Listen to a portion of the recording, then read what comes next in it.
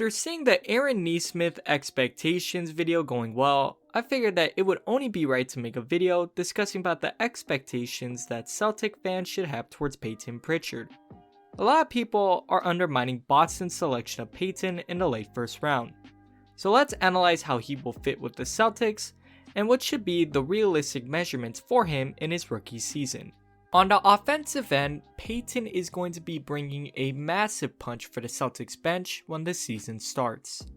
He has proved throughout the course of his collegiate career that he was able to develop from being a marginal minutes guy to a good role player and then finally into a great all-around scorer. But what I'm interested in, for the Celtics viewpoint, is his ability to make shots and how he can deceptively handle the offense really well. As good as the face stats show for Pritchard being a great shooter, the advanced metrics show him even better for the Celtics. I mentioned in the Nesmith video that the Celtics ranked 15th in the league at 3-point shooting percentage. That percentage in itself needed to get some improvement. But after doing a little bit more research about the Celtics' ability to spread the floor, they somehow managed to be one of the worst bench shooting teams in the league, ranked at 24th.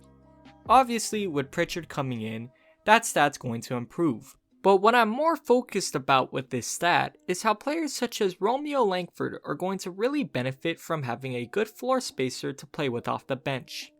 In the marginal minutes that Langford got in his rookie season, he really struggled to be able to spread the floor. Having a guard like Pritchard coming in to be able to keep the defense honest will make it all the more easier for players such as Romeo.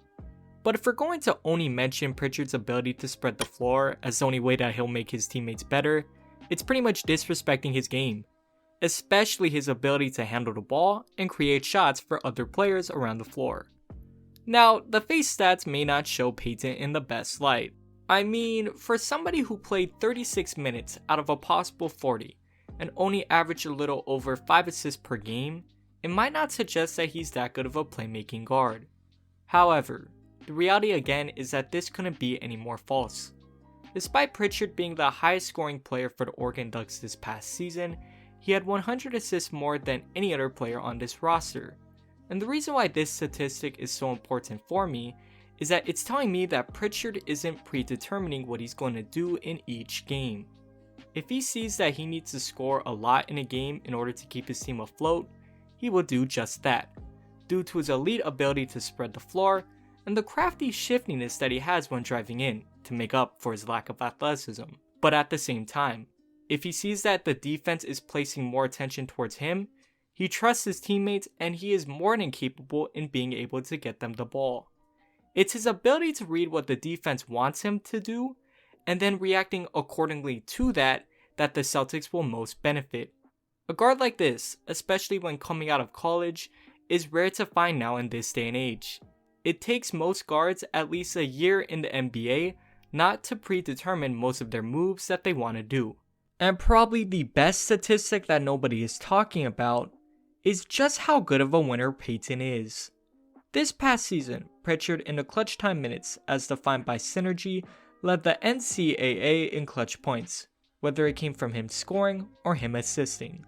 And the reason why I bring this up is that then if the Celtics have at least 3 games that they lost to the Heat by 1 or 2 possessions, having a guard like this, who is calm, cool, and collected, will go a long way for the Celtics to close out tough, close games, whether it's in the East or if it's in the West. Now, as good as Payton is on the offensive end, there are some questions whether he'd be able to play good defense in the NBA. Despite averaging a little over 1.5 steals per game, as hinted earlier before in the video, there are serious questions with the lack of height and athleticism that he possesses. His points per isolation isn't that good as well when being compared to other collegiate guards. And considering that Payton plays a position where it's arguably the most athletic position on the court, this can cause some to be seriously worried. To those people, I will say this. Payton, in my opinion, will never be considered as an elite defender, because you need to some degree genetics to be on your side for that. But with this being said, I can see Payton being a good to even great defender, solely due to how much fire he plays on both ends of the court. If there's one thing that Celtic fans are going to shortly learn from Payton, it's how so many people respect him for the passion and fire he plays the game with. If you don't believe me, just take a look at what Damian Lillard said when he got drafted.